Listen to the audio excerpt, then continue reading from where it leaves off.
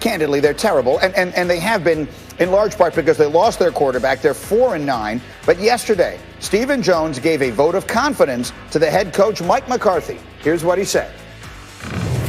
There'll be absolutely no change with Coach McCarthy. If you look at his track record and his pedigree, he's consistently won year in and year out. We have the utmost confidence that this ship is going to be righted quickly. Mike's going to be the leader of this group, and he's certainly a great head coach. All right, so there's a definitive statement from the person making the decisions. Jeff, Saturday, what do you think?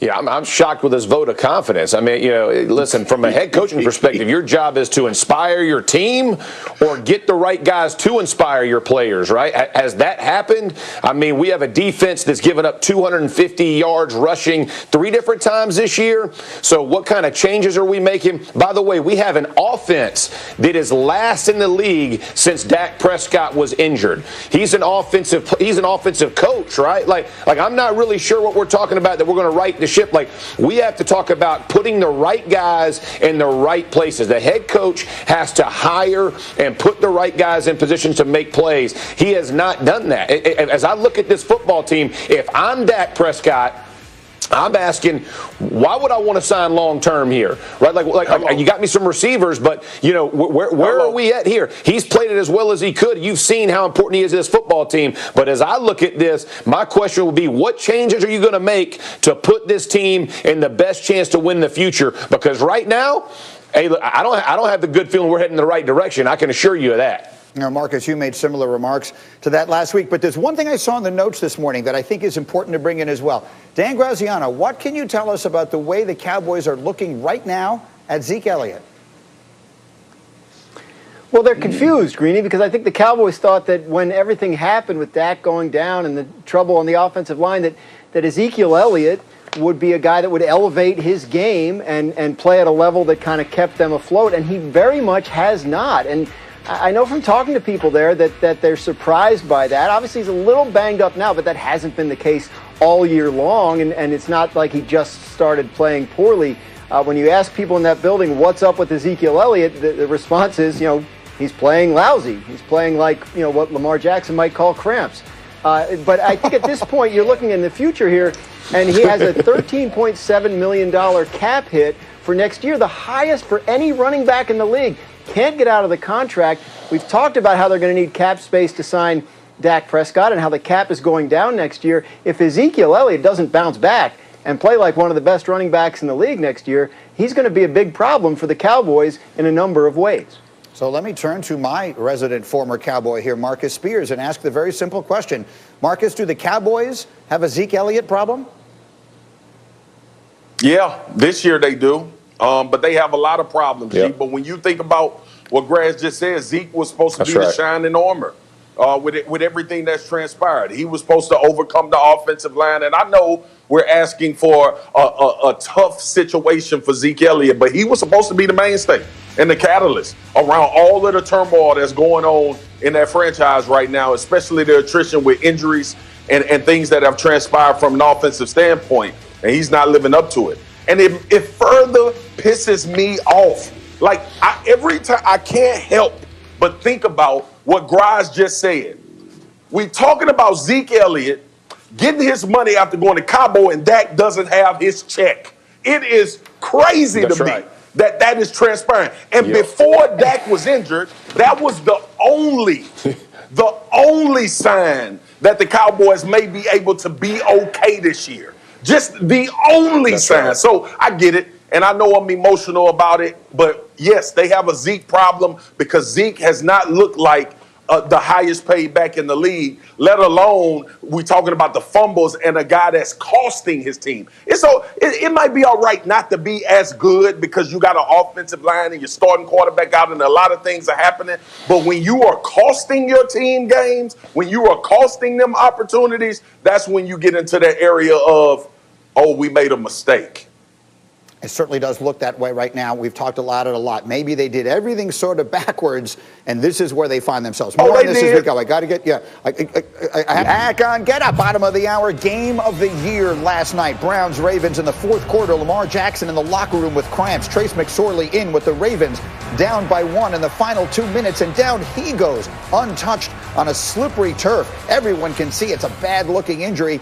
Devastation in the moment. But hold everything. Lamar Jackson doing his best imitation of Willis Reed back on the field on a 4th and 5 with the season on the line.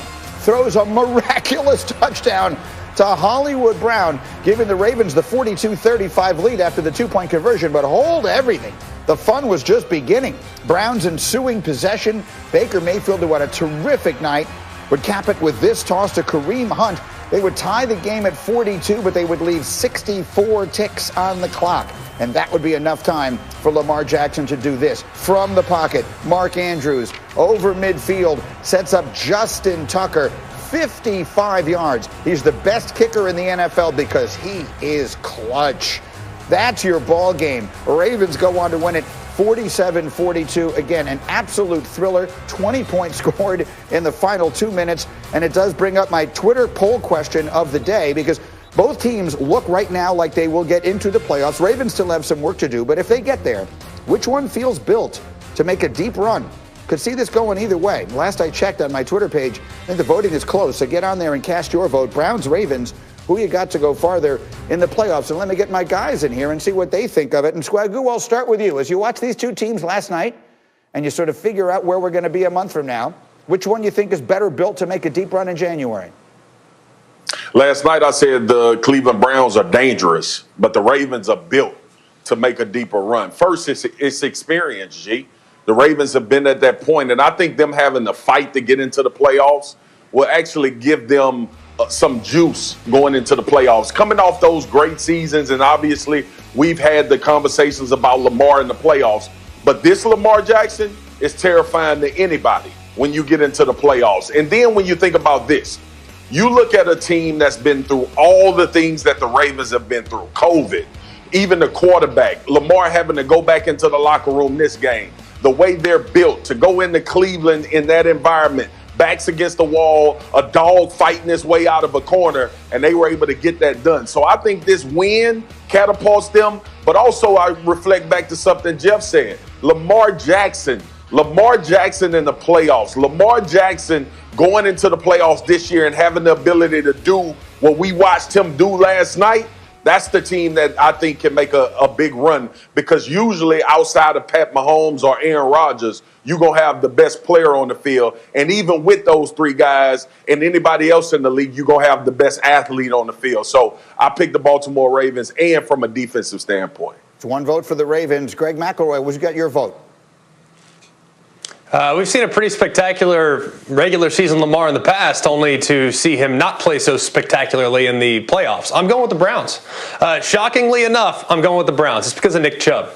And it's because of that offensive line and that offense's identity. It's really about running the football and controlling the line of scrimmage. And Nick Chubb has turned into not just a good back, we're talking about an elite back. Oh, by the way, here comes Kareem Hunt, who's also extremely capable when lined up in an I formation and as a pass catcher coming out of the backfield. I mean, those two in a 1-2 punch is really exciting. Oh, by the way, Baker Mayfield's coming into his own.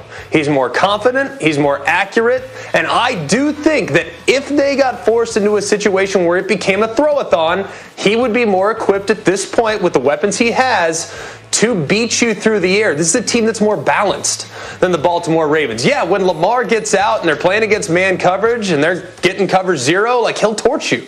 But I do think that the Browns are a team that can beat you in several different ways, as opposed to the 1 or 2 different ways that the Ravens can beat you. Both teams are good, but I'd lean towards the Browns, shockingly enough. I can't ignore it, Marcus, when you're doing that thing with your head. What is your reaction to this?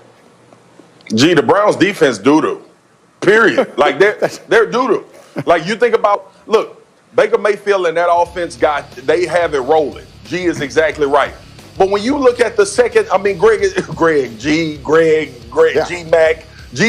G-Mac is exactly right. about this offense, and that's the reason why I think they're dangerous. But it better not be a shootout against a good quarterback, against a really good offense, because that defense has been atrocious. Even going back to last week, we looked at the Tennessee Titans, and we know how that game transpired. Second half, the Titans went crazy on that defense. We saw Lamar last night. And look, it's not about just playing. So undisciplined. And the things that they were doing were just uncalled for. Even on the zero blitz at the end of the game. Keep outside contain against Lamar Jackson. At worst, run to the sideline and force him back into the defense. This defense is going to be the Achilles heel for the Cleveland Browns. That offensive performance last night should have won any game. But, you know,